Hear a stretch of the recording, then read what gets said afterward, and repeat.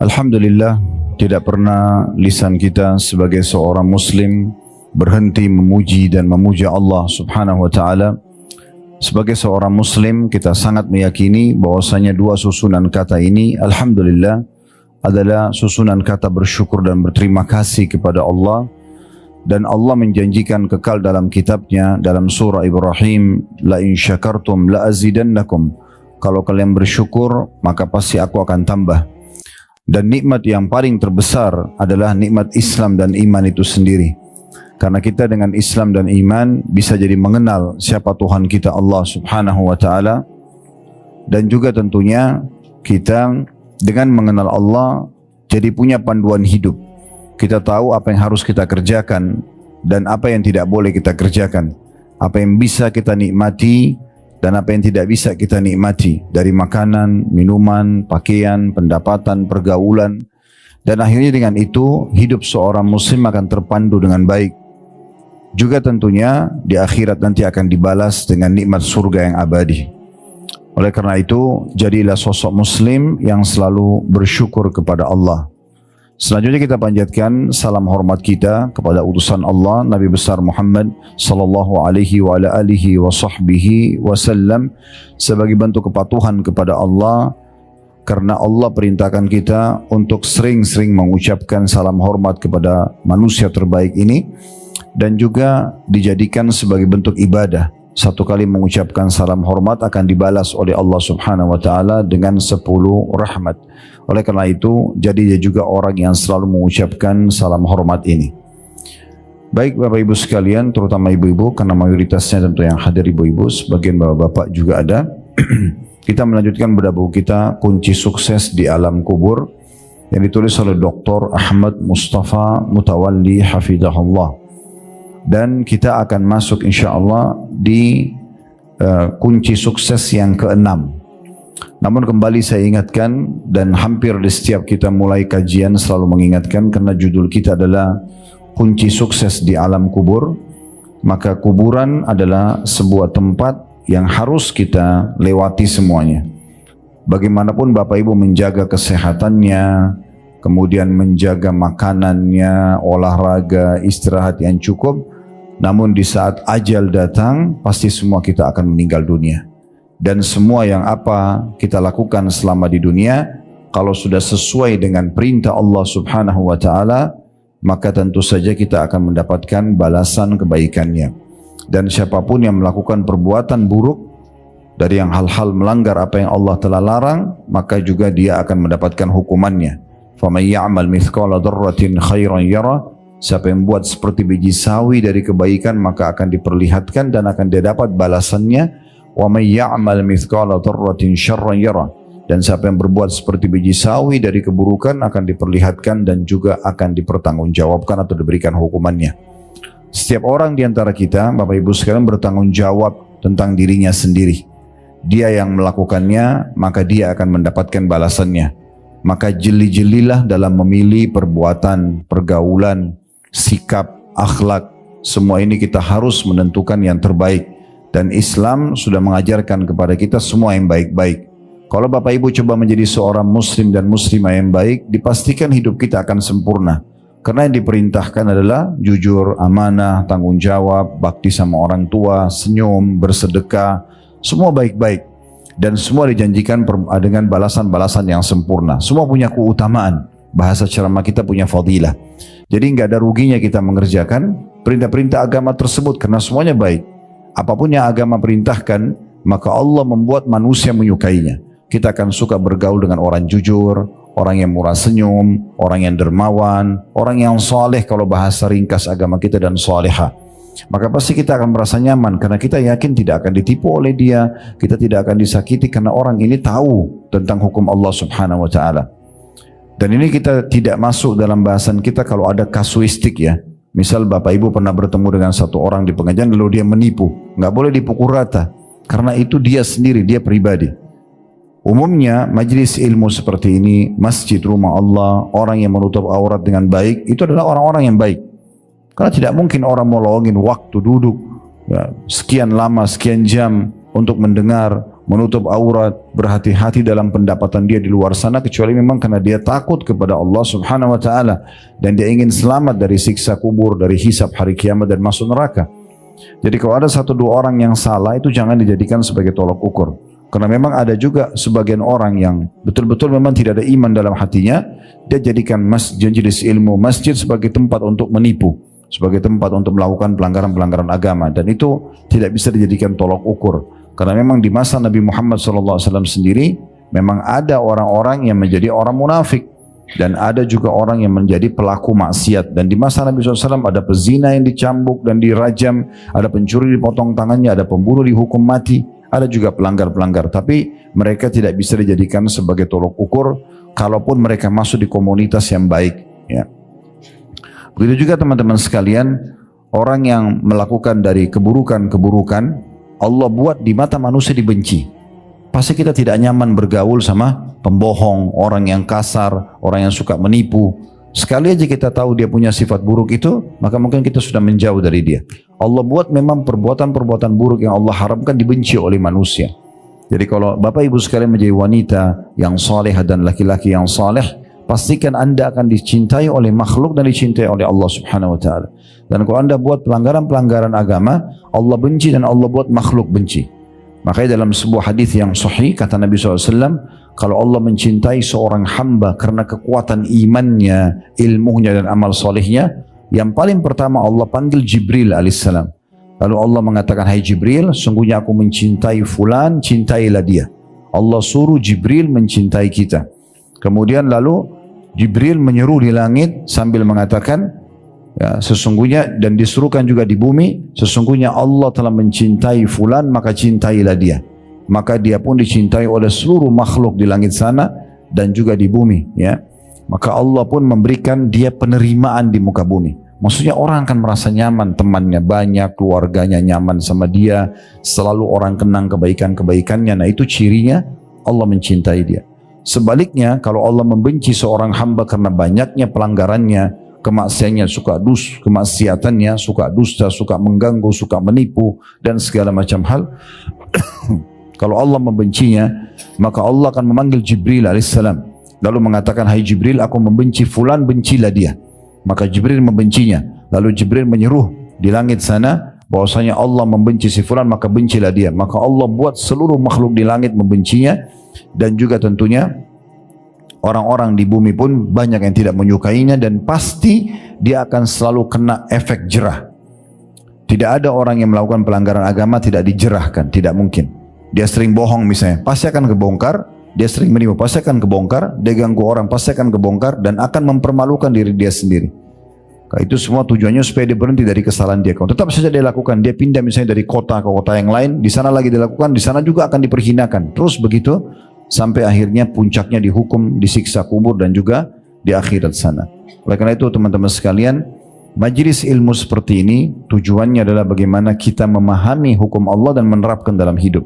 Saya sudah pernah sampaikan di pertemuan-pertemuan sebelumnya, kami para dai tidak mungkin Bapak Ibu sekalian mengetuk rumah Anda tiap saat, ayo nggak boleh begini, ayo harus begitu. Tapi Bapak Ibu harus menentukan itu. Datang ke majelis ilmu seperti ini atau dengarkan sekarang di media, dan dengarkan dengan tulus dan ikhlas dengan tujuan supaya Bapak Ibu punya panduan hidup. Juga poin penting, setiap kali kita adakan pengajian seperti ini, apapun yang sedang kita bahas, berarti kita membahas ini untuk ke depan. Tidak ada bahasan kita bermaksud sekarang ke belakang. Misal kalau kita bahas tentang kejujuran, kalau misalnya ada yang hadir, dia suka bohong, bukan berarti kita menyinggung dia. Tapi kita sedang membahas dan Allah sedang sampaikan ke kuping dia, dan di dalam teresapi dalam hati dia dan terenungi dalam pikiran dia, oh ternyata saya harus jujur ya, saya nggak boleh bohong, supaya dia perbaiki mulai hari ini ke depan. Tujuan majelis ilmu seperti itu, ya. Kalau hari ini kita akan bahas kunci sukses yang ke-6 adalah zikir kepada Allah, maka kita akan bahas sekarang ke depan. Jadi kalaupun yang lalu-lalu sudah Bapak Ibu terbiasa dengan zikir, maka berarti sekarang lebih giat lagi. Kalau sebelumnya belum terbiasa, apalagi lalai, maka sekarang mulai start untuk menjadi orang yang banyak melakukan ketaatan ini. Ingat teman-teman sekalian, saya bukan menakut-nakuti, tapi semua kuburan yang Bapak Ibu biasa lewatin, gundukan tanah dan batu nisan, itu manusia yang sama dengan kita di dalam sana. Dan kita pun akan sama dengan mereka. Kalau hari ini kita mengkafani saudara kita, kerabat kita, lalu kita memikulnya di geranda dan disolati jenazahnya lalu diantar ke kuburan, kemudian menjadi kenangan manusia beberapa hari saja. Oh ibu itu, oh bapak itu, habis itu selesai, akan hilang semua kenangan dia.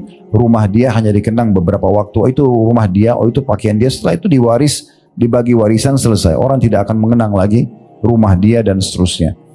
Maka beruntunglah orang yang cerdas memahami masalah ini, bagaimana dia punya persiapan-persiapan untuk menuju ke liang lahat itu. Setiap orang kita, kalau kita gambarkan rasionalnya, kita semua ini sedang berjalan, sama-sama berjalan, di depan kita ini ada liang-liang lahat yang lubang. Dan siapa yang jatuh duluan, dia akan jatuh, tergantung ajalnya. Oleh karena itu beruntung orang yang selalu memikirkan masalah ini. Rabi' ibn Hutsaim rahimahullah, seorang ulama tabi'in yang sangat masyhur, beliau sampai menggali liang lahat di belakang rumahnya. Untuk dia pribadi, bukan untuk dia dikubur ya, hanya untuk muhasabah, introspeksi diri saja. Beliau setiap malam masuk di situ lalu kemudian membaca firman Allah Subhanahu wa taala dalam surah Al-Mu'minun, qala rabbirji'un la'alli a'malu salihan fima tarakt. Ya Allah, kembalikanlah aku ke dunia, ya hidup lagi. Ini bagi orang yang sudah meninggal, apalagi dalam keadaan kafir, dia nyesal-nyesal. Lalu dia mengatakan, wahai Tuhanku, kembalikan aku di dunia, semoga saja aku bisa melakukan amal-amal saleh yang dulu pernah aku tinggalkan. Tapi Allah mengatakan, kalla innaha kalimatun huwa qailuha wa min wara'i barzun ila yaumi yub'atsun. Itu hanya perkataan yang mereka ucapkan dan mereka sudah berada di alam yang ada barzakhnya. Barzakh itu berarti pemisah antara dia dengan kehidupan dunia.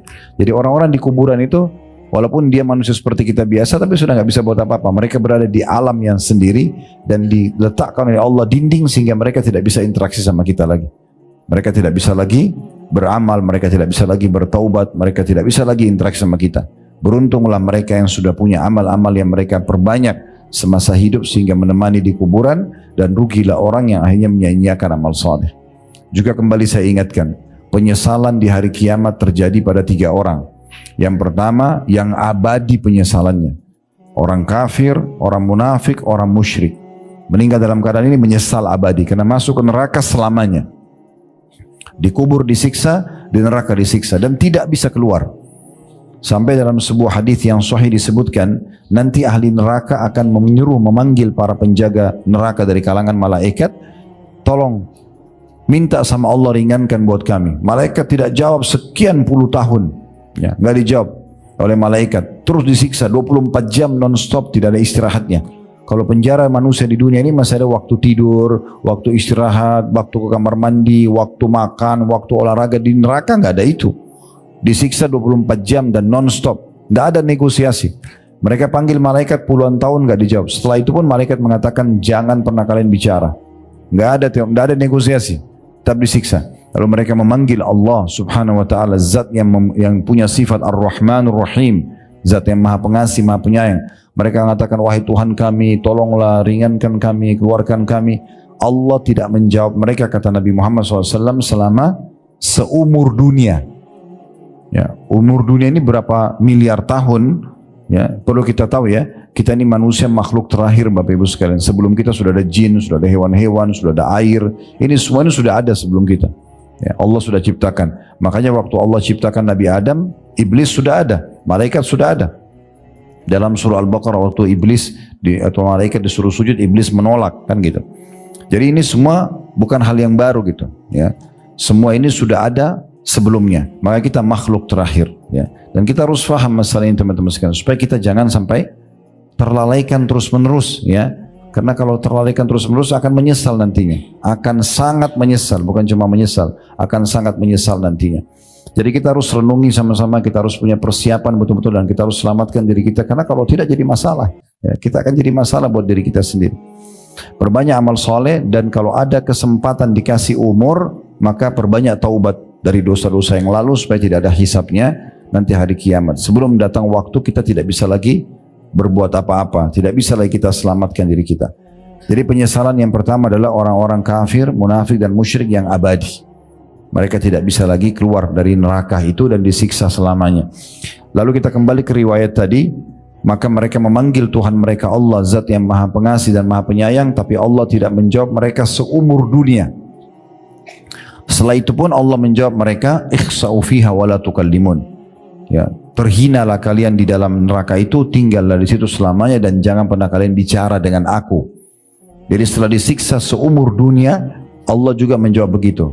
Karena banyak orang lupa. Mereka cuma tahu sifat Allah Ar-Rahman Ar-Rahim, Allah Maha Pengasih Maha Penyayang, tapi mereka lupa Allah juga Syadidul Iqab. Allah itu sangat berat siksaannya. Ya, Bapak Ibu bisa rasakan siksaan itu. Kita sekali bohong, bisa saja Allah buat kita gelisah sebulan. Siksaan Allah itu berat. Sekali orang buat salah, Allah buat dia masalah rumah tangganya misalnya sekian tahun. Banyak masalahnya. Padahal sebenarnya cuma karena masalah mungkin pernah bohong sekali, mungkin dia pernah menipu sekali, mungkin dia pernah mukul sekali, sudah cukup Allah buat dia berhari-hari gelisah. Ya, oleh karena itu jangan pernah anggap cuma satu sisi Allah Maha Pengasih Maha Penyayang dan lupa kalau Allah itu sangat berat siksaannya. Amal soleh dipelajari untuk diterapkan, dosa-dosa dipelajari untuk dijauhi. Ya kan itu. Golongan kedua yang menyesal adalah orang-orang mukmin yang banyak dosanya sehingga dosanya lebih berat daripada amal solehnya. Dikenal dengan usatul mukminin. Jadi dia sholat, ya, tapi dia juga masih berbuat dosa-dosa yang lain. Sehingga nanti pada saat ditimbang amalnya hari kiamat, dosanya lebih berat. Misalnya dosanya 10.000, amal solehnya 9.000, dia harus disiksa dulu untuk membersihkan 1.000 atau 1.500 dosanya. Orang ini juga menyesal, karena harusnya dia tidak perlu masuk ke neraka. Kalau dia tidak buat dosa itu kan dia bisa masuk ke surga langsung. Cuma penyesalannya tidak ada manfaatnya, sampai nanti dia bersih dosanya, atau mendapatkan syafaat pertolongan yang Allah izinkan. Nah, golongan ketiga, ini yang kita garis bawahi adalah orang-orang mukmin yang masuk ke surga. Mereka enggak masuk neraka, mereka masuk surga dari awal. Tetapi banyak sekali amal-amal soleh yang mereka sia-siakan selama di dunia. Misalnya lewati kotak amal masjid gak sumbang, lihat orang miskin gak beri, azan dikumandangkan gak sholat sunnah qobliyah misalnya, sunnah-sunnah lah, bukan yang wajib ya. Tapi nanti dia nyesal, karena ternyata kalau dia kerjakan dia akan dapat derajat lebih tinggi dari apa yang dia dapatkan sekarang gitu. Cuma penyesalan itu tidak akan bermanfaat lagi, karena sudah tidak bisa naik ke derajat itu. Mirip kalau komplek perumahan biasanya kan ada klaster-klaster ya. Ada klaster yang premiumnya, ada klaster tipe A, tipe B, tipe C gitu ya. Nah, bisa saja orang yang cuma mengerjakan amal wajib, misalnya dia di klaster B misalnya, atau di klaster C. Klaster yang di atasnya itu lebih mewah, lebih bagus fasilitasnya. Tapi itu khusus orang yang menggabungkan wajib sama sunnah. Dia nggak bisa lagi dapat itu. Nah, pertanyaan sederhana, kenapa Bapak Ibu nggak mau sholat sunnah? Apa masalahnya? Waktunya juga toh kita akan lalui, daripada duduk, sholat aja duha.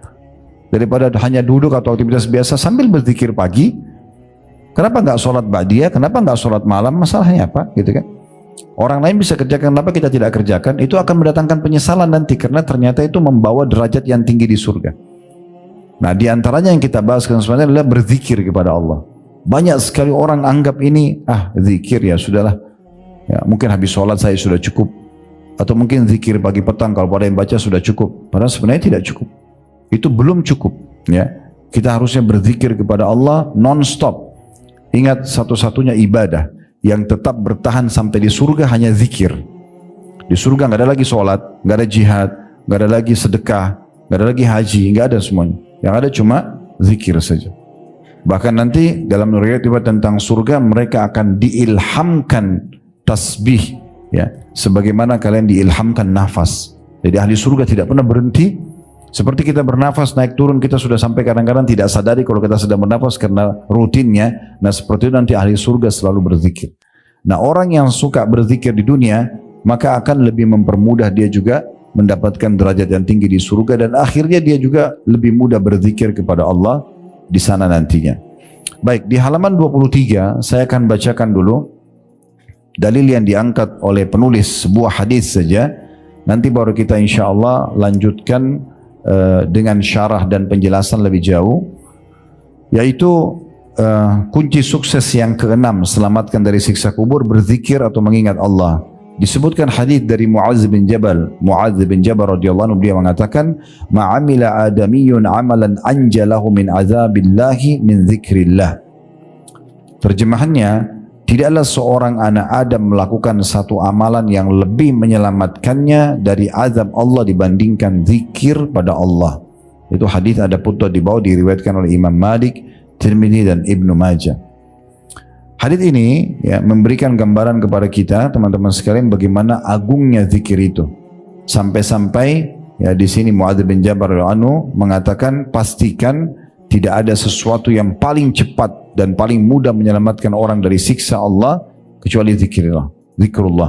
Sebagian ulama mengatakan kalau ada orang pas terjerumus dalam dosa pun kemudian dia berzikir kepada Allah, misalnya dia terbuka pintu interaksi sama lawan jenis, dia mau terjerumus pada zina, kalau dia sempat ucapin saja astagfirullah, itu tiba-tiba kayak seperti ada tameng gitu, kayak dia muncul rasa takut, dia khawatir, dia bisa tidak lanjutkan.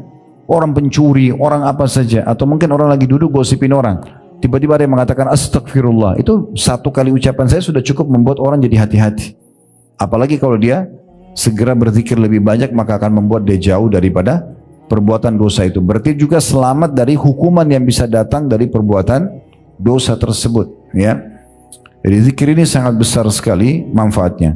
Baik, karena penulis hanya mengangkat sebuah hadis, maka saya akan coba bacakan untuk Bapak Ibu sekalian dari kitab Sahih At-Targhib Tarhib, ya.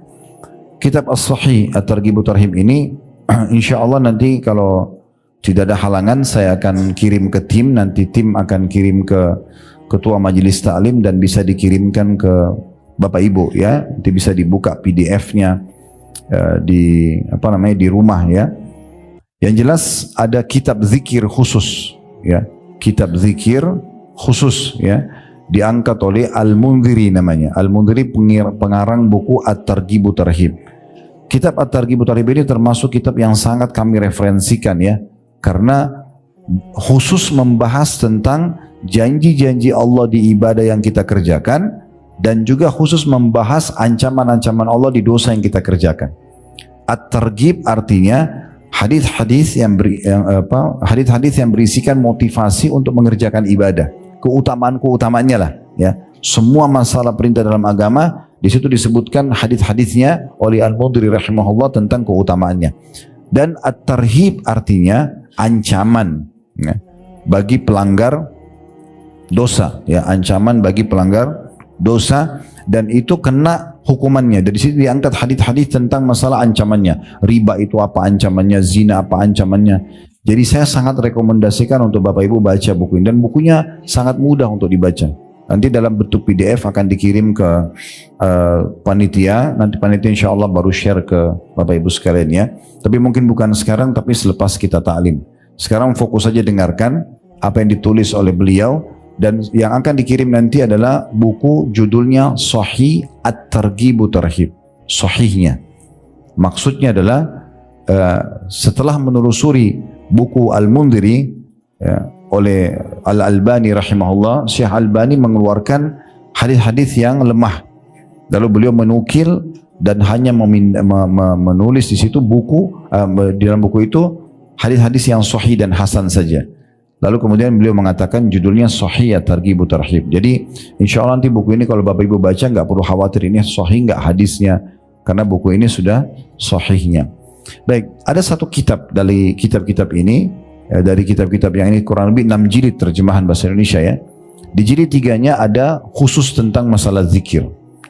Misal contoh, beliau menyebutkan tentang adanya anjuran memperbanyak zikir kepada Allah Subhanahu wa taala. Hadis yang pertama dengan sanad sahih dari hadis Abu Hurairah radhiyallahu anhu, bahwasanya Rasulullah SAW bersabda, yaqulullahu ana inda dhanni abdi bi, saya sesuai dengan prasangka hambaku, ya. Wa ana ma'hu idza dzakarani, dan aku akan selalu bersamanya kalau dia mengingatku, berzikir kepadaku, maka Allah akan selalu mendampingi kita. Sehingga kalau ada kebutuhan dipenuhi, ada kesalahan kita mohon maaf bisa dimaafkan, ada kejahatan yang akan menimpa kita bisa diselamatkan. Itu maknanya aku akan selalu bersamanya, menjaganya, melindunginya, memenuhi kebutuhannya kalau dia mengingatku. Fa in dzakarani fi nafsihi dzakartuhu fi nafsi. Kalau seandainya dia mengingatku di dirinya, maka aku pun akan mengingatnya di diriku, kata Allah. Wa in zakarani fi mala'in zakartu fi mala'in khair minhum. Kalau dia mengingatku di kerumunan orang banyak, kayak ibu lagi dan bapak sekalian lagi di pasar, lagi di mall, lagi di jalan, tapi sambil berzikir kepada Allah, ya. Maka aku pun akan menyebut-nyebutnya dan mengingatnya di depan kelompok yang lebih baik daripada mereka. Maksudnya di depan para malaikat. Allah membanggakan. Ini lihat si fulan atau fulana sedang mengingatku. Ya, Allah membangga-banggakan di depan para malaikat. Wa in taqarraba ilayya shibran taqarrabtu ilaihi zira'an. Kalau dia mendekatkan diri kepadaku sejengkal saja, aku akan dekatkan diri kepadanya sehasta. Jadi sedikit kita coba dekatkan diri sama Allah kayak begini 1 jam dengarin ceramah misalnya, udah cukup untuk membuat Allah Subhanahu wa taala mendekatkan diri kepada kita. Ya, sedikit kita berusaha, sedikit kita taubat, istighfar beberapa kali, sedikit kita sholat sunnah misalnya, sudah cukup kita merasa ada kedekatan diri sama Allah. Kayak lebih hati-hati dari pelanggaran, lebih semangat mengerjakan ibadah, maka sejengkal saja Allah sehasta. Dan kata Allah, wa in taqarraba ilaihi dhira'an taqarrabtu ilaihi ba'an. Kalau dia dekatkan diri kepadaku sehasta, ya, maka aku dekatkan diri kepadanya sedepa. Ya, kalau dia sejengkal, aku sesiku. Kalau dia sesiku, aku selengan, gitu ya. Kemudian kalau taqarraba ilayya wa in atani yamshi ataitu harwala. Kalau dia datang kepadaku dengan berjalan, aku akan datang kepadanya dengan berlari kecil. Ya. Jadi maksudnya ini adanya motivasi dari Allah Subhanahu wa taala agar kita banyak berzikir kepada Allah Subhanahu wa taala. Kemudian juga dalam riwayat yang lain dengan sanad sahih. Ya, kalau yang pertama tadi itu diriwayatkan oleh Imam Bukhari tentunya ya, hadisnya, dan Imam Muslim. Kalau sekarang ini hadis diriwayatkan oleh Ibnu Majah. Dengan sanad yang sahih dari hadis Abu Hurairah radhiyallahu anhu, beliau berkata, "Inna Allah azza wa jalla yaqul, ana ma'abdi idza huwa dzakarani wa taharrakat bi syafatahu." Aku akan terus, kata Allah SWT, bersama dengan hambaku bila ia sibuk mengingatku dan kedua bibirnya terus bergerak untuk menyebut namaku. Jadi Allah selalu bersama, maknanya apa tadi? Allah penuhi kebutuhannya, Allah lindungi kalau dia ada masalah yang akan menimpa dia, atau akan memberikan jalan keluar kalau dia sedang menghadapi masalah sendiri. Jadi kalau ada orang mau jahat sama kita, Allah lindungi. Kalau kita lagi ada masalah, sumpah, sedih, kehilangan sesuatu, Allah akan hibur dan menggantikannya dengan cara berzikir saja. Memperbanyak zikir kepada Allah Subhanahu wa taala. Dalam hadis yang lain, coba dengarkan saja hadis ini dan banyak sekali keutamanya.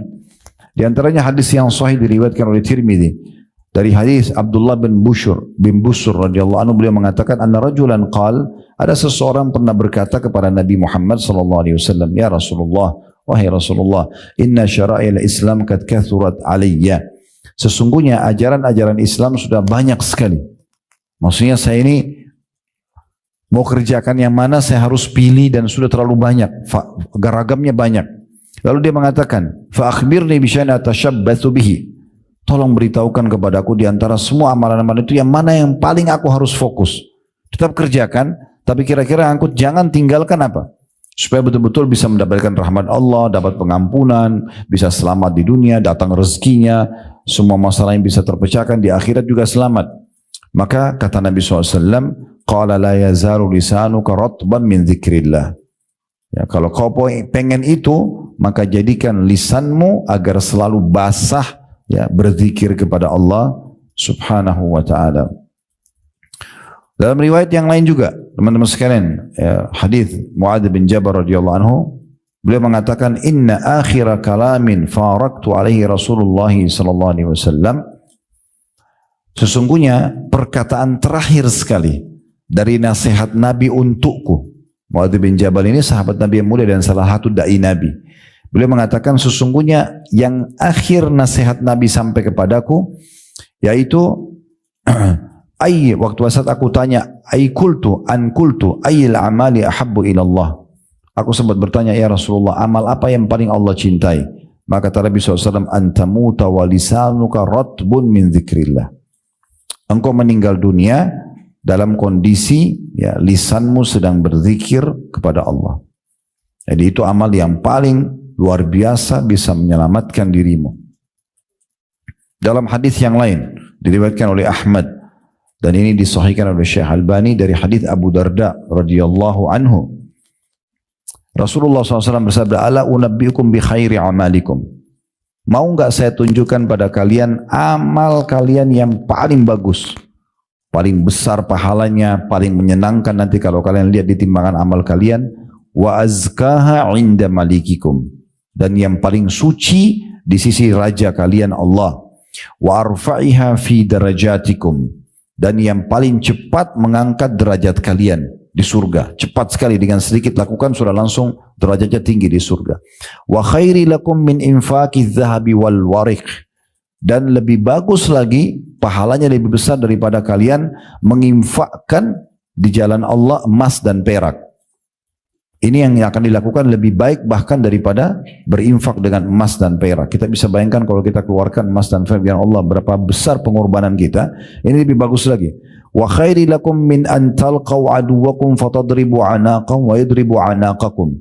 Bahkan pahalanya lebih besar lagi daripada kalian bertemu dengan musuh kalian di medan perang, lalu kalian pun menebas leher mereka atau leher kalian ditebas oleh mereka. Artinya kalian membunuh musuh di medan perang, pergi jihad, atau kalian pun terbunuh mati syahid. Ini masih lebih bagus lagi dari itu. Jadi saya ulangi, luar biasa ya. Kata Nabi SAW, maukah saya sampaikan amal yang paling baik? Ini keutamaan pertama. Yang kedua, paling suci di sisi Tuhan kalian. Ya. Jadi amal yang paling baik, maksudnya paling besar pahalanya, paling suci ya, di sisi Tuhan kalian. Kemudian yang ketiga, paling cepat mengangkat derajat kalian di surga. Paling cepat mengangkat derajat kalian di surga. Jadi luar biasa cepatnya melejit langsung ke derajat-derajat yang tinggi. Yang keempat, lebih baik daripada infak dengan emas dan perak. Lalu kemudian yang kelima, lebih baik daripada masuk ke medan perang, jihad, membunuh musuh atau terbunuh oleh musuh jadi mati syahid. Maka spontan semua sahabat mengatakan, qalu bala ya Rasulullah. Maka semua sahabat mengatakan, tentu wahai utusan Allah. Siapa yang enggak mau mendapatkan 5 keutamaan sekaligus? Amal yang paling baik, amal yang paling suci, paling cepat mengangkat derajat, lebih baik daripada sedekah dengan emas dan perak, lebih baik daripada jihad dan mati syahid. Maka mereka mengatakan, tentu ya Rasulullah. Qala, maka Nabi SAW mengatakan, zikrullah, berzikir kepada Allah. Qala Mu'adz bin Jabal, ma syai'u anja min adzabillahi min zikrillah. Lalu keluarlah perkataan Mu'adz bin Jabal. Nah tadi di buku kita ini cuma diambil potongan terakhir hadis ini.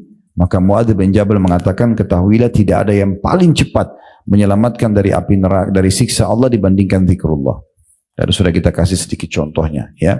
Bahkan perbuatan dosa seseorang itu bisa tiba-tiba berhenti ya dengan dia berzikir kepada Allah.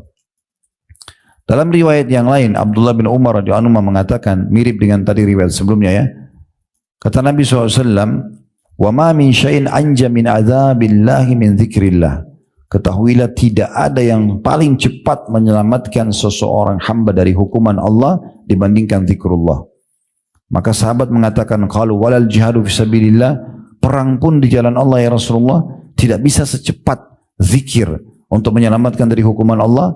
Kata Nabi SAW, qala walau an yadriba bisayfihi hatta yanqati'. Walaupun orang yang sedang berperang terus ikut berperang sampai pedangnya terputus, apakah dia putus karena membunuh musuh atau dia dibunuh oleh musuh, dia sudah tidak bisa pakai lagi pedangnya. Berarti luar biasanya zikrullah itu, sampai-sampai betul-betul bisa menyelamatkan, menjadi pahala yang sangat besar dan bisa menyelamatkan dari segala macam mara bahaya ya. Jadi sangat baik itu kalau misalnya Bapak Ibu lagi kaget ya, atau lagi kagum, selalu zikrullah ya. Kalau kita lagi kaget, kita bisa bilang subhanallah atau Allahu Akbar misalnya. Kalau kita lagi kagum, kita bilang Masya Allah, ya selalu begitu ya. Dan setiap ada omongan, kalau itu positif, bilang Masya Allah. Kalau ada sesuatu yang kurang baik, astagfirullah. Terus itu ya. Dan ini non-stop. Non-stop. Mulai sekarang ke depannya yang sedang kita targetkan, bukan cuma zikir habis sholat saja, bukan hanya zikir pagi petang, tapi bagaimana Bapak Ibu tidak pernah berhenti lisannya berzikir kepada Allah Subhanahu wa taala. Jadikan rutinitas. Ya. Kalau lagi pada duduk nongkrong atau ibu lagi masak, potong bawang, potong cabai, sambil zikir. Kenapa enggak ambil zikir? Gitu kan? Sementara zikir itu tadi sudah dikatakan lebih baik daripada jihad, daripada ya infak, ya. Dan paling cepat mengangkat derajat di surga, paling mudah menyelamatkan dari segala macam mara bahaya atau siksaan. Kenapa kita enggak lakukan? Selalu berzikir kepada Allah Subhanahu wa taala. Di dalam riwayat yang lain juga, riwayat yang sahih diriwayatkan oleh Tabarani dan Al-Bazzar dari hadits Ibnu Abbas radhiyallahu anhuma, Ia menuturkan bahwasanya Rasulullah SAW bersabda, "Man ajaza minkum anil lailati ayyaqabadahu wa bakhila bil mali an yunfiqah wa jabuna anil adu an yujahida falyukthir dzikrallah." Siapa di antara kalian yang tidak mampu atau masih merasa berat bangun sholat malam. Kemudian yang kedua, masih perhitungan kalau mau mengeluarkan infak. Dan yang ketiga, masih takut menghadapi musuh. Maka segera selamatkan dirinya untuk menutupi kekurangan itu semua dengan memperbanyak zikrullah. Karena zikir akan menutupi kekurangan itu. Masih bolong-bolong sholat malamnya, jangan kekurangan zikirnya. Masih kalau berinfak masih cuma 2.000 rupiah terus, nggak pernah nambah-nambah. Terus minta sama Allah kesehatan, keselamatan, surga dan neraka, masih pelit. Ya, 2.000 tapi mintanya banyak gitu ya. Nah, ikuti sama zikir. Atau masih takut berhadapan sama musuh, takut tumpah darahnya. Segera sempurnakan semua itu, kata Nabi SAW, dengan memperbanyak zikrullah. Ya. Itu luar biasa gitu ya. Kemudian selanjutnya, ada satu riwayat yang unik juga sahih. Ini tentang riwayat hadis Al-Harith Al-Ash'ari tentang Nabi Yahya alaihissalam. Nabi Yahya sepupunya Nabi Isa. Mereka sezaman ya, Yahya dan Isa alaihissalam sezaman. Dua-dua lokasi dakwanya Palestina, dan ayahnya Nabi Yahya namanya Nabi Zakaria. Ini satu keluarga nabi-nabi. Ya. Nah, itu diceritakan kisah mereka cukup banyak dalam surah Al-Anbiya, surah Maryam tentang kisah mereka. Tapi jelas satu waktu pernah Nabi Yahya ini diperintahkan oleh Allah Subhanahu wa taala dan tidak diperintahkan kepada Nabi Isa, padahal mereka satu lokasi, rumahnya juga bersebelahan, tapi dua-dua nabi. Dan perlu saya sampaikan informasi ya, kalau Nabi Muhammad SAW, Bapak Ibu sekalian, itu diutus khusus untuk kaumnya. Nabi-nabi semua sebelum kita diutus untuk kaumnya, dan Nabi Muhammad SAW diutus untuk seluruh alam semesta ya. Jadi kalau ada orang-orang Nasrani yang mau coba menyebarkan agama Islam di Indonesia, di Afrika, tidak ada perintah untuk itu. Karena Nabi Isa itu untuk Bani Israel, bukan untuk semua manusia. Ya, makanya lokasi dakwanya Palestina. Ya. Dan nabi-nabi sebelum Nabi Muhammad SAW diutus untuk kaumnya saja. Makanya banyak nabi-nabi sezaman, seperti Nabi Ibrahim sezaman dengan ponakannya sendiri Nabi Lut. Nabi Ibrahim lokasi dakwanya itu Babilonia, Irak, yang ada Raja Namrud yang Allah binasakan, yang coba membakar Nabi Ibrahim.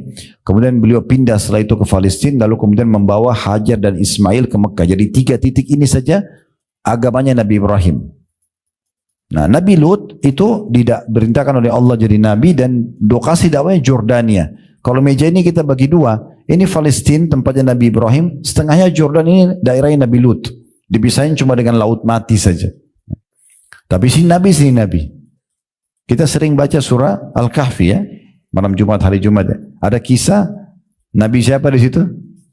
Nabi Khidir ya, yang sezaman dengan Nabi Musa. Sezaman tapi beda lokasi. Kan itu. Nah, ini juga Nabi Isa alaihissalam sezaman dengan sepupunya sendiri Nabi Yahya, pamannya Nabi Zakaria, ini satu lokasi. Ini mereka di masa itu khusus untuk kaumnya, dan bisa saja satu zaman mereka berapa orang berdakwah. Tapi Nabi Muhammad SAW berbeda. Beliau satu-satunya Nabi yang diutus untuk seluruh alam semesta. Semua orang harus masuk Islam gitu ya, mengetahui tentang Islam. Yang mengikuti beliau selamat, yang tidak tentu akan celaka. Nah, seperti itulah yang diajarkan dalam agama Allah Subhanahu wa taala. Nah, kita kembali kepada hadis kita. Nabi Yahya pernah diwahyukan kepada Allah Subhanahu wa taala untuk menyampaikan 5 hal kepada Bani Israel. Tapi ini tidak diperintahkan kepada Nabi Isa. Ya, saya bacakan hadisnya. Nabi SAW mengatakan, Inna Allah auha ila Yahya bin Zakaria bi 5 kalimatin an ya'mala bihinna. Sesungguhnya Allah memerintahkan kepada Nabi Yahya untuk menyampaikan 5 atau mewahyukan 5 kalimat yang dia diperintahkan untuk mengamalkan 5 itu. Wa ya'mur Bani Israel an ya'malu bihinna, dan memerintahkan Bani Israel untuk mengerjakannya. Berarti di sini khususkan untuk Bani Israel. Tapi karena Nabi Muhammad SAW menukil kepada kita, kalau beliau sudah sampaikan berarti bagian juga daripada hal yang kita dianjurkan ya. Faka'anna abta'a bihinna, tapi Nabi Yahya terlambat dalam menerapkannya. Begitu terima wahyu nggak langsung diterapin untuk dirinya, nggak langsung disampaikan. Fa'atahu Isa faqal, Inna Allah amaraka bi khamsi kalimatin an ta'amala bihinna. Lalu Nabi Isa diperintahkan oleh Allah untuk menegur Nabi Yahya. Nabi Isa datang lalu mengatakan, sesungguhnya Allah perintahkan kamu dengan 5 kalimat agar engkau mengamalkannya. Wa ta'muru bani Israil an ya'malu bihinna, dan kau juga diperintahkan untuk menyampaikan kepada Bani Israel untuk mengamalkannya. Fa imman tukhbirahum wa imma an ukhbirahum. Sekarang ambil keputusan, kamu mau sampaikan pada mereka atau aku yang sampaikan? Jadi karena Nabi Yahya terlambat menyampaikan, maka Allah suruh Nabi Isa menyampaikan. Kalau kau tidak sampaikan, Allah suruh saya yang sampaikan loh ini. Maka saat itu, faqala ya akhi la taf'al. Nabi Yahya mengatakan, wahai saudaraku, jangan kau lakukan itu. Fa inni akhafu in sabaqtani bihinna an yukhsafa bi aw u'adzab. Karena aku khawatir kalau kau kerjakan itu, malah aku nanti ya akan dihukum oleh Allah, disiksa. Karena ini tugasku, bukan tugasmu gitu ya. Qala fajama'a Bani Israel bi Baitul Maqdis hatta imtala al-masjid. Maka Nabi Yahya pun mengumpulkan Bani Israel, kemudian sampai membuat seluruh wilayah Masjid Aqsa itu penuh. Ya, dipenuhi pada saat itu. Ini luar biasanya kalau Bapak Ibu belum pernah ke sana ya, tapi lokasi Masjid Aqsa luas sekali. Sehingga saya 1,4 hektar ya, atau 14 lupa ya, sekitar itu ukurannya. Dan dia bukan kayak Masjid Haram, Masjid Nabawi yang satu masjid lokasi. Dia masjid di depan ada kibli, sini ada Masjid Qubatus Sohra, ada musola-musola kecil, tapi dia satu lokasi. Maka Nabi Muhammad SAW mengatakan, kalau kalian ke Aqsa, sholatlah di mana saja, karena semuanya dihitung Baitul Maqdis dan pahalanya 250 kali lipat, gitu ya, dibandingkan tempat lain. Ya, semoga Allah berikan mereka kemerdekaan ya. Tapi yang jelas Bapak Ibu sekalian, di sini dikatakan dia kumpulkan lalu penuhlah orang-orang pada saat itu. Entah bagaimana kuasa Allah, suara Nabi Yahya sampai ke mereka semua. Waktu itu belum ada pengeras suara, tapi mereka semua mendengarkan. Wa qa'adu 'ala syarafat, sampai-sampai mereka duduk di beranda-beranda semua pelosok Masjid Aqsa. Thumma khatabahum faqal, Nabi Yahya mulai berkhutbah dan berkata, Inna Allah auha ilayya bi khamsi kalimatin an a'mala bihinna wa amura Bani Israel an ya'malu bihinna. Ketahuilah Allah perintahkan kepadaku 5 kalimat yang aku harus amalkan, 5 pesan dan untuk menyampaikan kepada Bani Israel juga untuk mengamalkannya. Awwaluhunna, yang pertama, alla tusyriku billahi syai'a. Jangan pernah kalian menyekutukan Allah dengan sesuatu apapun. Fa inna mathala man asyraka billahi kamathali rajulin ishtara 'abdan min khalisi mali bi dhahabin aw wariq thumma askanahu daran. فقال اعمل وارفع إلي فجعل يعمل ويرفع إلى غير سيده فأيكم يرضى أن يكون عبده كذلك فإن الله خلقكم ورزقكم فلا تشركوا به شيئا. Pesan pertama Allah untukku dan untuk kalian, jangan pernah menyekutukan Allah, partnerkan Allah dengan makhluk, nggak boleh. Ini hukum yang berat sekali ya. Kayak orang sholat baca dalam suratnya iyyaka na'budu wa iyyaka nasta'in, hanya kepadamu kami menyembah dan minta tolong, kemudian dia pergi kuburan sebelah mestinya minta-minta. Mana tadi statement dan komitmen dia mengatakan hanya kepadamu ya Allah, hanya kepadamu, kenapa minta pada kuburan tersebut? Ya, Imam Nawawi rahimahullah mengatakan, saya heran dengan orang yang masih minta-minta pada kuburan, yang dia tahu kuburan itu sebenarnya berisikan manusia seperti dia yang sudah jadi tulang belulang. Gitu kan? Kenapa harus minta sama itu?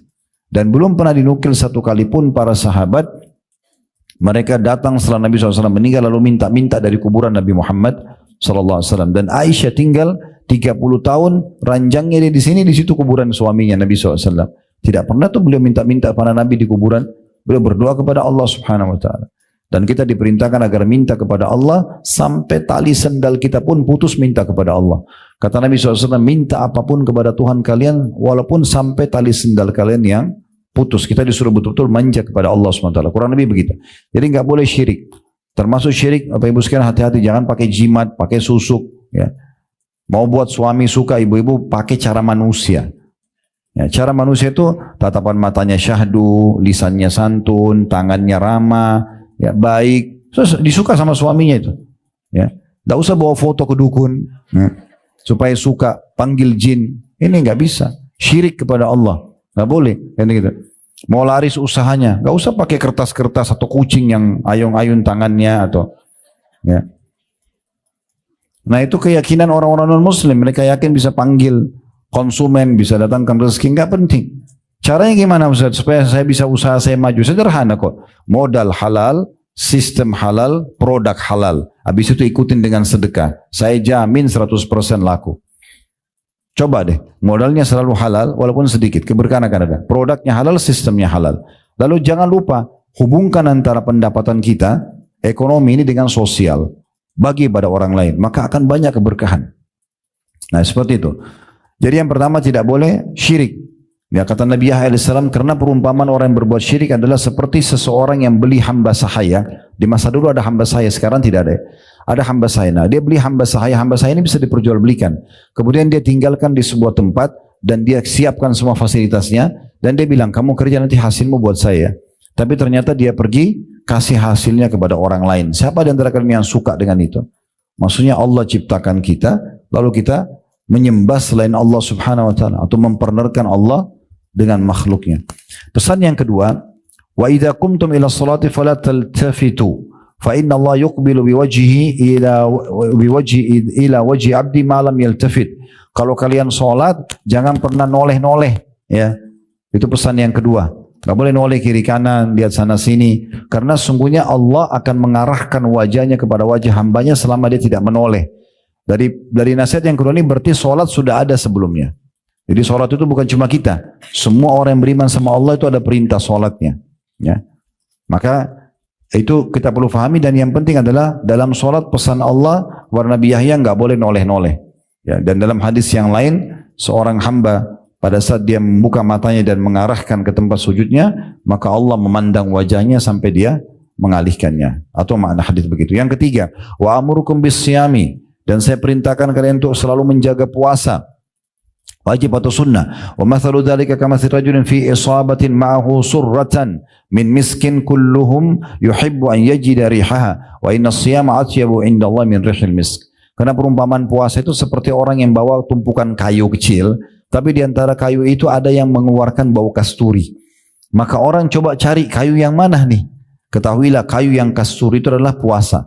Maksudnya dia amal yang mendatangkan bau yang sangat wangi dan besar pahala di sisi Allah. Yang keempat, wa amurukum bis sadaqah, dan saya perintahkan kalian juga untuk bersedekah. Wa mathalu dzalika kamathali rajulin asarahu al-adu fa'awsaku yadahu ila unuqi wa qarrabu liyadribu unuqa faja'ala yaqul hal lakum an afdi nafsi minkum wa ja'ala yu'til qalila wal katsira hatta fadha nafsahu. Aku perintahkan kalian sedekah karena perumpamaan orang sedekah seperti orang yang ditangkap oleh satu kelompok musuh, tangannya dibelenggu di lehernya dan didatangkan di sebuah tempat untuk dipenggal lehernya. Tetapi dia mengatakan, dia negosiasi, dia mengatakan, mau enggak saya tidak dipenggal tapi dengan cara saya tebus diri saya dengan harta saya. Maka dia terus menebus dengan sedikit dan banyak sampai akhirnya dia selamat gak jadi dipenggal. Nah di sini ulama memaknakan, maknanya orang kalau sering sedekah, maka sedekah itu juga akan membantu dia supaya tidak kena hukuman-hukuman Allah Subhanahu wa ta'ala. Nah yang terakhir ini jadi saksi bahasan kita yang kelima, wa amurukum bizikrillahi katsira. Dan aku perintahkan kepada kalian agar berzikir kepada Allah tapi dengan zikir yang banyak. Bukan kapan ada waktu tapi memang dia harus meluangkan waktunya.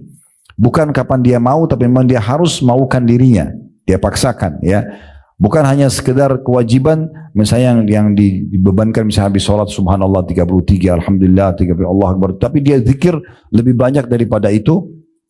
Selepas tentunya sholat ya, karena kalau ada penentuan jumlah, tempat, waktu ya kita tidak boleh tambah dan kurangi. Nabi SAW mengatakan zikir habis sholat subhanallah 33, alhamdulillah 33, Allah Akbar 33. Jangan bilang oh saya mampu baca 35. Nabi sudah tentuin jumlahnya, tempatnya dan jenisnya udah.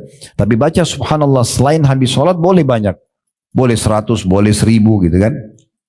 Nah kata Nabi Yahya, yang kelima adalah saya diperintahkan untuk mengamalkan dan kalian juga amalkan untuk banyak berzikir kepada Allah. Wa mathalu dzalika kamathali rajulin talabahu al-adu sira'an fi asari.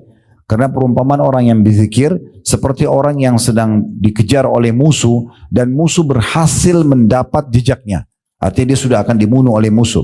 Hatta ata hisnan hasina, sampai dia menemukan sebuah benteng yang kokoh.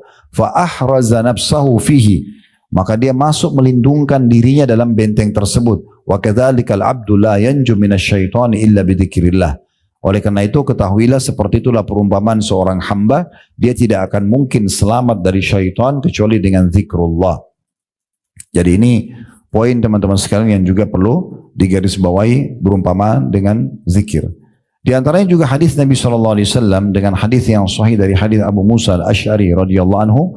Nabi SAW bersabda, "Mathalul ladzi yadhkuru rabbahu wal ladzi la yadhkuru rabbahu mathalul hayy wal mayyit." Perumpamaan orang yang berzikir kepada Allah dengan orang yang tidak berzikir kepada Allah seperti orang yang hidup dan orang yang mati.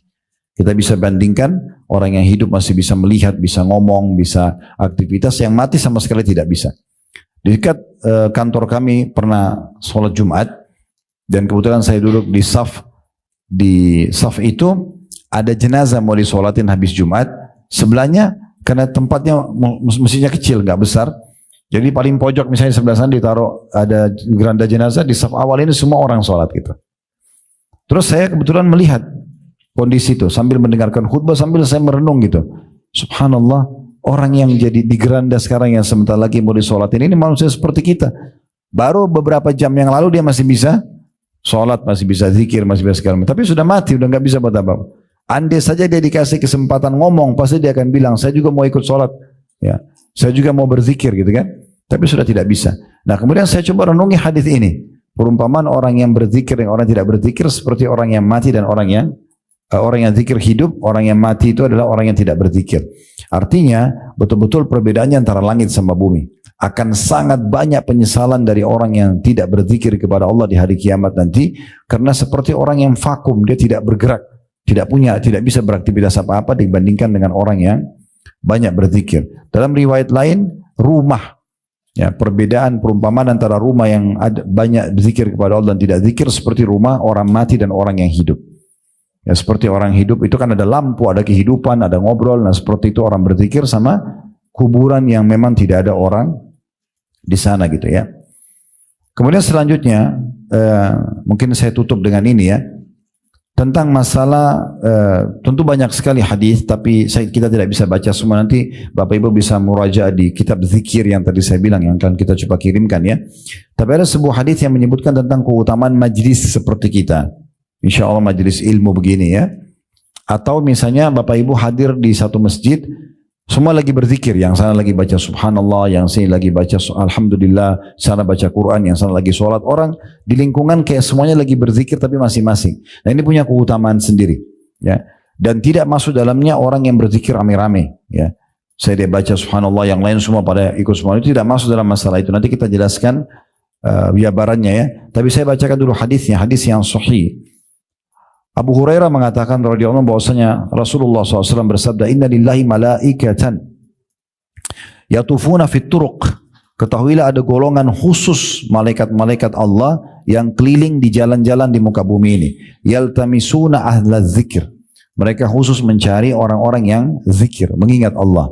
Di antaranya majelis ilmu begini masuk dalam zikir. Atau orang baca Quran, atau orang berzikir, baca subhanallah, alhamdulillah, atau orang lagi sholat, itu semua dianggap zikrullah, bagian daripada zikir kepada Allah ya. Maka malaikat ini khusus keliling-keliling nyari. Kayak majelis ilmu ini mereka cari. Kalau mereka sudah temukan, fa in wajadu qauman yadhkurunallaha tanadau. Kalau mereka temukan kaum yang sedang kumpul, kayak majelis ilmu atau orang lagi zikir habis sholat, maka mereka saling manggil satu sama yang lain. Malaikat ini ya. Kemudian mereka mengatakan, halummu ila hajatikum. Ayo kumpul sekarang cepat, inilah hajat kita.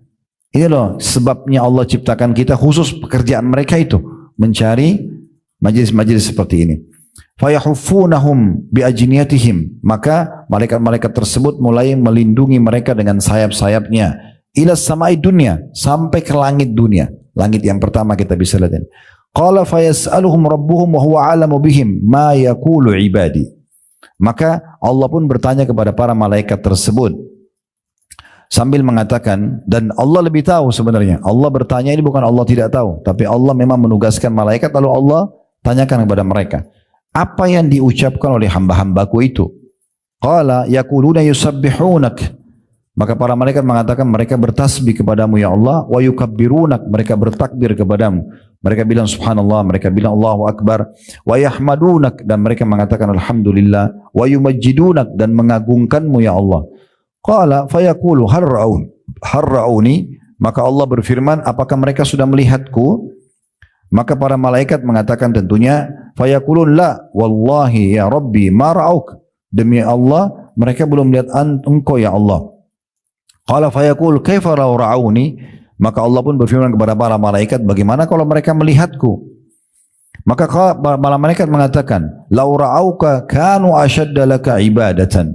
Kalau mereka melihatmu ya Allah sebagaimana kami bisa bertemu denganmu, maka pasti mereka akan lebih kuat lagi dalam beribadah, wa ashadda laka tamjidan, dan akan lebih memuliakanmu lagi, wa aktsara laka tasbihan, dan lebih banyak lagi bertasbih kepadamu. Qala fayaqulu fama yas'aluni, maka Allah bertanya lagi kepada para malaikat, mereka mohon apa kepadaku? Qala fayaqulun yas'alunakal jannah, maka para malaikat mengatakan mereka mau surgamu ya Allah. Orang dulu di majelis ilmu, orang berzikir, orang sholat, orang ngaji untuk apa? Untuk masuk surga. Mereka mohon surga ya Allah. Qala fayaqul wa hal ra'auha, maka Allah mau tanya lagi kepada malaikat, mereka sudah lihat surga itu? Qala fayaquluna la wallahi ya Rabbi ma ra'auha, maka para malaikat spontan mengatakan tidak, demi Allah mereka belum melihat wahai Tuhan kami. Fayaqul, maka Allah pun berfirman, fa kaifa law ra'auha, bagaimana kalau mereka sudah melihat surga itu? Qala yaqulun, maka para malaikat mengatakan, law annahum ra'auha kanu ashadda 'alaiha hirsa, kalau mereka lihat pasti mereka akan lebih menjaga lagi. Wa ashadda laha talaban, dan mereka lebih giat untuk memohonnya. Wa a'zama fiha raqbah, dan lebih semangat lagi untuk mengejarnya. Qala fa mimma yata'awwadun, Allah tanya lagi kepada para malaikat, mereka berlindung dari apa? Qala yaqulun minan nar, maka malaikat mengatakan mereka berlindung dari api neraka. Tujuannya kita duduk dalam majelis ilmu, kita sholat, kita berzikir kan supaya selamat dari neraka. Qala fayaqul wa hal ra'auha, maka Allah berkata, apakah mereka sudah melihat neraka itu? Qala yaquluna la wallahi ya Rabbi wallahi ma ra'auha, mereka mengatakan tidak, demi Allah mereka belum melihatnya. Qala fayaqul fa kaifa ra'auha, lalu bagaimana kalau mereka sudah melihat neraka itu? Qala yaqulun, maka para malaikat mengatakan, law ra'auha kanu ashadda minha firara, kalau mereka lihat pasti mereka akan lebih menjauhkan diri, lari darinya. Wa ashadda laha makhafa, dan pasti lebih takut lagi. Qala fayaqul, lalu kemudian Allah pun berfirman kepada para malaikat, ushhidukum anni qad ghafartu lahum, aku menjadikan kalian saksi bahwasanya aku sudah memaafkan dosa-dosa mereka. Qala yaqulu malakum minal malaika, maka ada satu malaikat tiba-tiba nyeletuk mengatakan, ya, ngomong, fihim fulanun laisa minhum, tapi dalam majlis itu ya Rasul, ya Allah, dalam majlis ilmu mereka, dalam sholat mereka, ada orang datang tapi bukan dari golongan mereka. Tujuannya datang ke sini mau ketemu teman, bukan mau pengajian misalnya. Bagaimana? Apa dapat juga gitu? Maka apa kata Allah SWT, ini karena berkahnya orang yang kumpul, ya karena ingin mengingat Allah. Innama ja'a lihaja, karena datang karena ada hajatnya saja. Qala humul qawmu la yashqa bihim menjalisuhum. Kata Allah Subhanahu wa taala, mereka kaum yang tidak akan membuat orang-orang yang ikut bersama mereka itu rugi, ya. Artinya dapat juga orang itu. Ya, karena keberkahan majlis itu sendiri, ya. Dalam riwayat lain saya langsung terjemahkan karena mirip ya, tapi cukup panjang. Sesungguhnya Allah Tabaraka wa taala memiliki malaikat-malaikat yang terpuji, terpilih secara khusus. Mereka selalu mencari majelis-majelis ilmu dan majelis zikir. Kalau mereka mendapatkan majelis tersebut, maka mereka duduk bersama orang-orang itu sambil mereka melindungi satu sama yang lain dengan sayapnya sampai mereka memenuhi tempat itu dan memenuhi sampai ke langit. Kalau mereka sudah selesai dan mereka naik kembali ke langit bertemu dengan Allah, Allah pun bertanya kepada mereka dan Allah lebih tahu. Dari mana kalian? Mereka mengatakan, kami datang dari hamba-hambamu ya Allah di bumi yang sedang bertasbih kepadamu, bertakbir kepadamu, mengucapkan la ilaha illallah, ya, kemudian juga memujimu dan juga memohon kepadamu. Lalu kemudian Allah mengatakan, apa yang mereka minta? Para malaikat mengatakan, mereka minta surgamu. Kata Allah, apakah mereka sudah lihat surga itu? Kata para malaikat, tidak wahai Tuhanku. Maka kata malaikat, atau tidak wahai Tuhan kami. Lalu kata Allah, bagaimana kalau mereka melihat surgaku? Lalu Allah bertanya lagi, dari apa mereka berlindung? Kata para malaikat, mereka berlindung, ya, dari apimu ya Allah, ya. Kemudian kata Allah SWT, apakah mereka telah melihat neraka itu? Kata para malaikat, belum. Lalu kata Allah, bagaimana kalau mereka melihat? Lalu kemudian kata para malaikat, mereka memohon ampun juga kepadamu ya Allah. Lalu kata Allah SWT, ya, aku telah ampuni mereka dan aku sudah berikan apa yang mereka minta dan aku juga sudah menyelamatkan mereka dari apa yang mereka khawatirkan. Lalu kemudian mereka mengatakan, wahai Tuhan kami, ada di antara mereka pelaku dosa. Dalam majelis ilmu itu ada pelaku dosa, yang datang ke masjid itu ada pelaku dosa, ya. Dia kebetulan lewat, dia lihat ramai, dia ikut. Gitu kan. Maka kata Allah SWT, aku juga ampuni orang itu, ya. Karena sungguhnya kaum yang sedang berkumpul tidak akan merugikan siapapun yang ikut bersama mereka. Nah, ini berarti menandakan luar biasanya kedudukan majelis ilmu itu, ya. Sampai seperti itu, ya. Itu majelis zikir. Nah, kemudian teman-teman sekalian perlu kita garis bawahi, tadi saya bilang tidak masuk dalamnya orang kalau zikir rame-rame, ya. Karena pernah terjadi di masa Abdullah bin Mas'ud radhiyallahu anhu, di masa tabi'in pernah ada orang di masjid, dia duduk sambil dia pegang batu, kemudian dia berkata subhanallah, yang lain semua ikut subhanallah, alhamdulillah, alhamdulillah, semua rame-rame gitu. Lalu kemudian Abdullah bin Mas'ud menegur sambil mengatakan, begitu cepatnya kecelakaan dan kebinasaan bisa pada kalian. Lalu yang pimpin mengatakan, wahai Abu Abdurrahman, ini maksudnya julukannya Abdullah bin Mas'ud, kami hanya ingin kebaikan, ya. Kami kan berpikir baik. Maka kata Abdullah bin Mas'ud menegur kurang lebih maknanya, kalian ingin kebaikan tapi berapa banyak orang yang mau kebaikan tapi tidak sampai kepadanya. Bukankah Rasulullah SAW baru saja meninggal, rumahnya masih ada, pakainya masih ada, kok bisa kalian buat sesuatu yang Nabi tidak contohkan? Jadi maksudnya kalau kita mau pahala juga kita harus perhatikan baik-baik, ya, supaya betul-betul sesuai dengan apa yang Allah Subhanahu wa taala perintahkan, ya. Kemudian juga saya akan tutup dengan satu hadis lagi, nanti besok kita buka pertanyaan, dan juga beberapa riwayat tentang orang-orang saleh kalau mereka berzikir kepada Allah seperti apa, ya. Riwayat ini adalah seorang wanita bernama Yusairah radhiyallahu anha. Ini wanita seorang muhajirah dari Mekah. Dia mengatakan, qala lana Rasulullah sallallahu alaihi wasallam alaikunna bitasbihi wat tahlili wat taqdisi waqidna bil anamil fa innahunna mas'ulatun mustantaqatun wa la takfulna fatansayna ar-rahma. Bahwasanya Rasulullah SAW mengatakan kepada kami kaum wanita waktu itu, ya, karena wanita yang menyampaikan dan ada pengajian buat ibu-ibu pada satu dari Nabi SAW. Nabi SAW mengatakan, hendaklah kalian selalu bertasbih, bilang subhanallah, selalu bertahlil, mengatakan la ilaha illallah, selalu bertakdis atau mensucikan Allah, mengatakan subhanallah, dan hitunglah dengan ujung-ujung jari kalian. Hitung dengan jari-jari kita, sudah ada garisnya Allah kasih, tinggal kita hitung, ya. Kemudian dikatakan, karena itu semua akan ditanya dan diajak bicara nanti pada hari kiamat. Jangan kalian lalai yang membuat kalian lupa dengan rahmat Allah. Hadis ini diriwayatkan oleh Tirmidzi dan juga Abu Daud. Ada riwayat lain yang menjelaskan tangan yang dipakai untuk berzikir akan menjadi saksi pada hari kiamat. Akan menjadi saksi pada hari kiamat. Nah, ini poin juga yang berhubungan dengan masalah ini. Nah, dinukil dalam kisah, ya, Abdullah bin Mas'ud, ya, maaf, Abu Ubaidah bin Abdullah bin Mas'ud, anaknya Abdullah bin Mas'ud. Ketika hati seseorang terus berzikir pada Allah, maka ia selalu berada dalam solat, ya. Dan jika ia berada di pasar, lalu ia menggerakkan kedua bibirnya untuk berzikir, maka itu akan lebih baik buat dia. Dan dinukil juga bahwasanya para salafus saleh, mereka berzikir dengan jumlah yang sangat banyak. Di antaranya disebutkan nama Khalid bin Ma'dan rahimahullah. Beliau bertasbih kepada Allah setiap hari 40.000. Ya. Itu selain membaca Al-Quran, dan juga, ya, pada saat ditemukan beliau meninggal dunia, jenazahnya untuk dimandikan, tangannya masih memegang seakan menghitung berzikir. Karena sukanya berzikir kepada Allah Subhanahu wa taala. Mungkin ibu ada yang mengatakan, dan bapak, gimana Ustaz zikir 40.000 kan banyak sekali. Jadi gini, poinnya Bapak Ibu sekalian bukan masalah jumlahnya, tapi keberkahan yang Allah berikan kalau kita sudah rutin kerjakan ibadah itu. Contoh gini, kalau orang belum terbiasa berdoa, dia berat berdoa.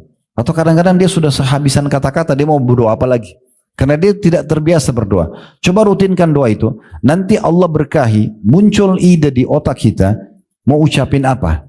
Lisan kita tiba-tiba ngucapin. Makin sering kita ulangi doa, makin banyak Allah bukain kata-kata doa yang kita tidak pernah susun sebelumnya. Ya gitu. Contohnya ini sholat malam. Kalau ibu baru dan bapak sekalian baru sholat malam, berat rasanya. Tapi kalau sudah rutin, setiap hari sudah 1 tahun, 2 tahun, sudah 5 tahun, sudah 10 tahun, itu malah jadi ringan sekali. Bahkan kita merasa, masa cuma baca surah ini lagi, akhirnya bertambah, ada Allah kasih keberkahan. Tadinya kita cuma bangun 15 menit sebelum subuh atau setengah jam, nanti mundur 1 jam, nanti mundur 2 jam. Nanti ada orang menikmati semalam suntuk berdoa dan bermunajat sama Tuhannya. Itu keberkahan Allah kasih. Utsman bin Affan radhiyallahu anhu membaca Al-Quran di sholat witir terakhir, itu harus 30 juz Al-Quran. Kan bagaimana caranya? Yaitu keberkahan. Yang biasa Bapak Ibu baca Qul Huwallahu Ahad, yaitu Utsman bin Affan 30 juz. Ya. Nah, iya betul itu.